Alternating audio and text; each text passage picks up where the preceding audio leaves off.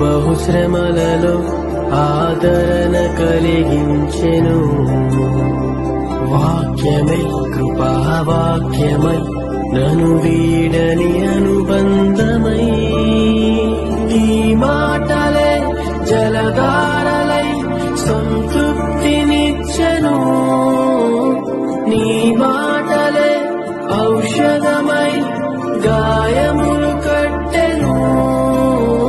నీ మాటే మధురం రాజులకే